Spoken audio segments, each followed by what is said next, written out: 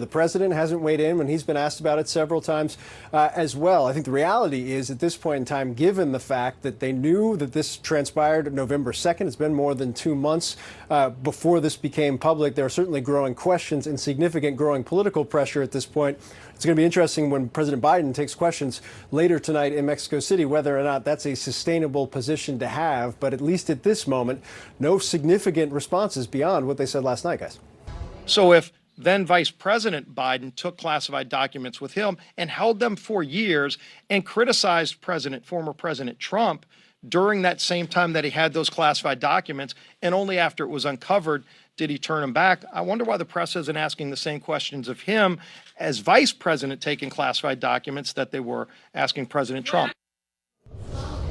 Well, the White House has said very little, as Phil noted, as we have been asking questions about that. But the situation is, of course, different between what happened with Donald Trump and Joe Biden, the scope of the documents, the size of the documents, and whether the two had cooperated. Trump himself facing a criminal investigation that is instead for Joe Biden, and another investigation that is going, but is not criminal as far as we know. So a lot of differences in those two situations. But nevertheless, Republicans say that the Justice Department treating the president differently than the former president. Brian, you said, you've told our producers that there is a danger in over-criminalizing mishandling of classified information. Explain that.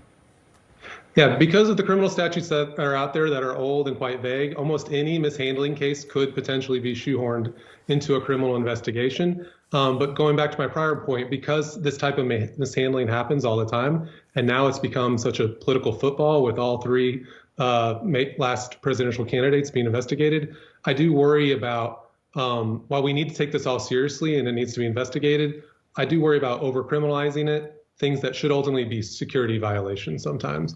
Those should be handled typically by, if you're a federal government employee, being disciplined or fired. But launching these full investigations that become political footballs is dangerous because it can disincentivize people from serving in the federal government. But we do want to incentivize them again to do the right thing, which is report it when it happens, and not to do the wrong thing, which is to conceal and obstruct, which is what Trump did. So depending on how they handle, the Justice Department handles the Donald Trump investigation, how they handle this Biden probe, which is different, not criminal, but different, but has the related in dealing with classified documents, expect Republicans to heavily scrutinize the handling of both situations. And if they're handled differently, expect a lot of pushback from the Republicans who wield subpoena power, plan to haul up key members of the Justice Department, potentially even Merrick Garland himself, as they plan to press forward with questions and hope to get answers to those questions. Guys. Does the existence of one investigation influence the treatment of the other? I mean, in reality, it shouldn't, but the practical reality is it will, politically speaking, because of the political sensitivities.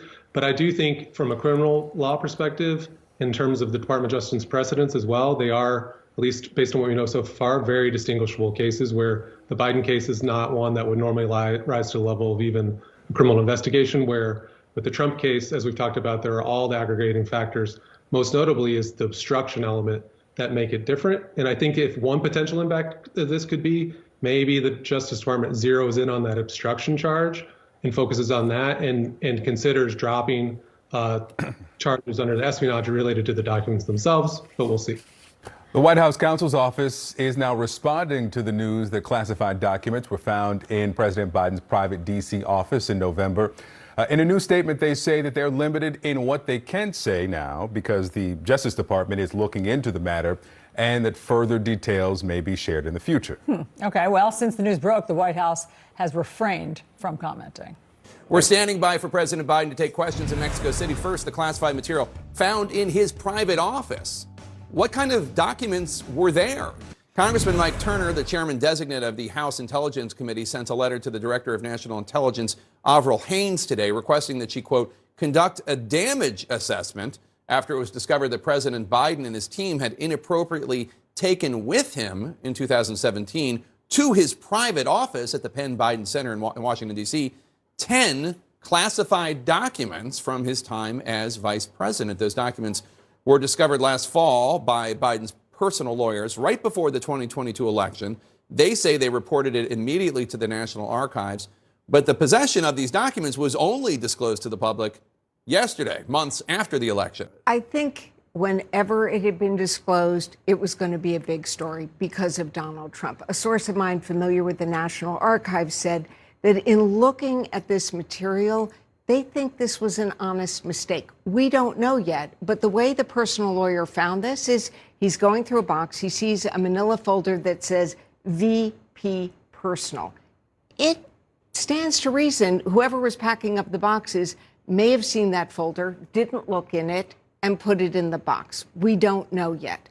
But We also don't know who had access to these not documents over the last few years. 6 years. And 6 years. That's a lot of time. And let's just say this. President Biden has said he doesn't know what these documents are. So I don't know how the White House is saying that they're not that significant. If you talk to Trump officials, or Trump people around former President Trump, they also say there's another big difference, right? And that is that he was president, so he could declassify things. That's what they're still sticking Just by. by thinking about Just it. by thinking about it. That's his Abracadabra. point. And Joe Biden, of course, was not, so he didn't have that power. They say that's another key difference. I think we're still peeling back the layers of this onion. I don't think we really quite know exactly what transpired here. But at the moment, I think for sure it's a political problem. I don't know yet if there was any sort of legal jeopardy involved here, because based on what we know so far, it does seem like they did what they were supposed to do. It was discovered, they called the archives retrieved it. That was their part of the picture. On the political front, though, I mean, Republicans on the other side are gleeful about this. They say that it kind of inoculates them in some ways from the Trump argument, even though these cases actually really are radically different. But as one Republican said to me, that's nuance, and they don't have to deal in nuance. They can just simply say that Biden did the same thing too, and I think that's what you will expect them to do. From the bottom up and the middle out, not the trickle-down economy. Because the bottom up and the middle out, it works because the wealthy do very well and everybody else does well too. And on the news at home, can you explain how classified documents ended up in one of your offices, and should the public have been notified sooner? People know I take classified documents and classified information seriously.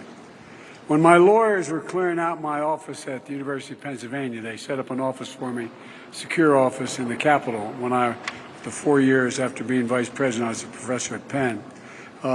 They found some documents in a box in a locked cabinet, or at least a closet. And as soon as they did, they realized there were several classified documents in that box. And they did what they should have done. They immediately called the archives, turned them over to the archives, and I was briefed about this discovery and surprised to learn that there were any government records that were taken there to that office. But I don't know what's in the documents. My lawyers have not suggested I ask what documents they were. I've turned over the boxes. They've turned over the boxes to the archives, and we're cooperating fully with the review, and which I hope will be finished soon, and there'll be more detail at that time. The first question now I forgot.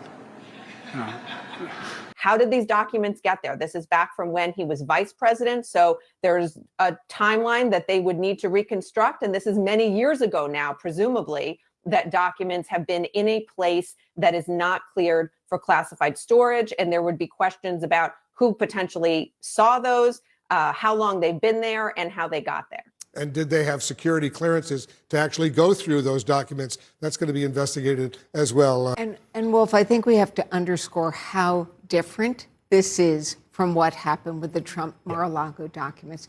First of all, I think it's interesting how the personal lawyer found the documents. 99% of what was in that office, it was personal documents, including material about Beau Biden's funeral, and correspondence, condolences. What happened was the personal lawyer was going through a box and he saw a manila folder, and on it was stamped VP Personal. He opens it up, he sees something that says classified, he closes it, and he makes a call and he says, we have a problem here, and they immediately cooperate with the archives. That folder saying VP Personal may be the answer to the question of why it might have been mistakenly packed up with his things and sent to his private office. We don't know yet. This has become, though, a political issue for the president. Huge political issue. It would have been a bit of a political issue, but because of the context of the Mar-a-Lago search, again, which is not the same, but because the president has been talking about the notion of finding classified information, that's why Republicans are trying to equate them.